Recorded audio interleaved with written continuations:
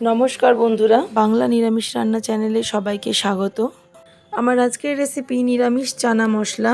এইভাবে রান্না করলে লুচি, পরোটা এবং নানপুরির সাথে খেতে খুব ভালো লাগবে। তো ভিডিওটা শেষ পর্যন্ত দেখুন রেসিপিটা জানতে। চলুন শুরু করছি।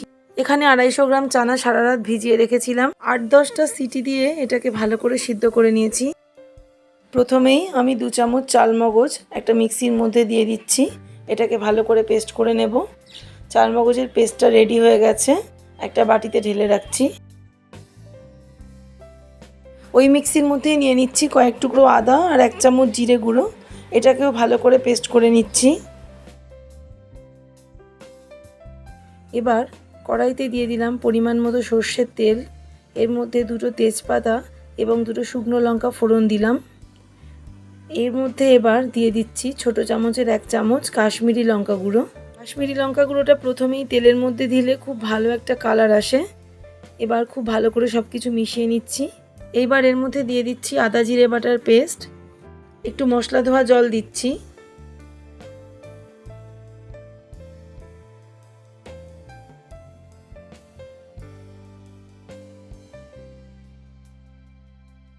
দিয়ে দিচ্ছি পরিমাণ মতো হলুদ গুঁড়ো, পরিমাণ মতো নুন দিয়ে দিচ্ছি এবং 1/2 টিস্পুন চিনি দিয়ে দিচ্ছি। 4-5 মিনিট মতন মশলাটা কষিয়ে নেব।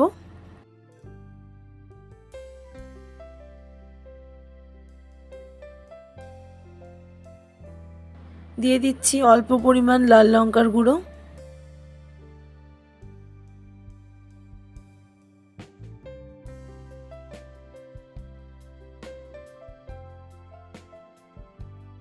দিয়ে দিচ্ছি 4 চামচ পরিমাণ টক দই। টক দই দেওয়ার পর খুব ভালো করে মশলাটা কষিয়ে নেব।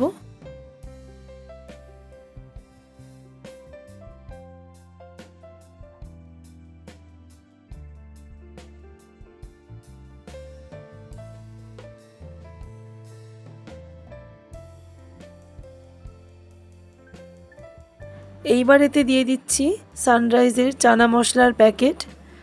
গোটা 1 প্যাকেট চানা মশলাই আমি এতে দিয়ে দিলাম। এরপর সব মশলা খুব ভালো করে কষিয়ে নিতে হবে।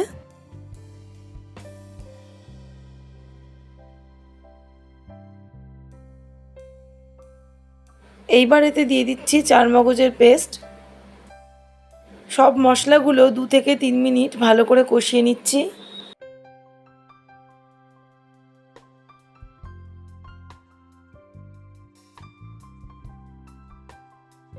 দিয়ে দিচ্ছি অল্প পরিমাণ গরম মশলা গুঁড়ো, দিয়ে দিচ্ছি সামান্য পরিমাণ জল।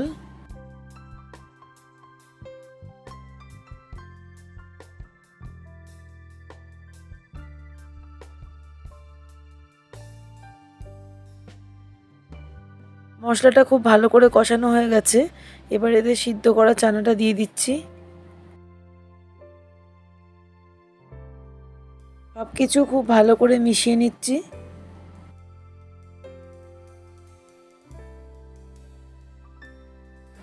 এক কাপ পরিমাণ জল দিয়ে দিচ্ছি। খুব ভালো করে সব কিছু মিশিয়ে নিচ্ছি এবং 4-5 মিনিটের জন্য ঢাকা দিয়ে দিচ্ছি।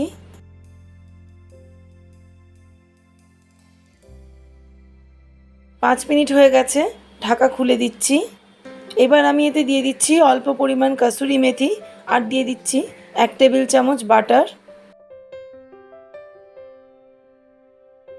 আমাদের চানা মশলা বা কাবুলি চানার ঘুগনি একেবারেই রেডি হয়ে গেছে। এইভাবে একবার বাড়িতে বানিয়ে দেখবেন, আশা করছি সবাইকার খুব ভালো লাগবে। ভিডিওটি ভালো লাগলে অবশ্যই লাইক করুন, কমেন্ট করুন এবং চ্যানেলটিকে সাবস্ক্রাইব করে বেল আইকনটি প্রেস করে দিন পরবর্তী ভিডিও নোটিফিকেশান খুব তাড়াতাড়ি পাওয়ার জন্য। ভিডিওটি সম্পূর্ণ দেখার জন্য ধন্যবাদ। সবাই ভালো থাকবেন, সুস্থ থাকবেন। আবার পরের কোনো নতুন রেসিপি নিয়ে দেখা হবে।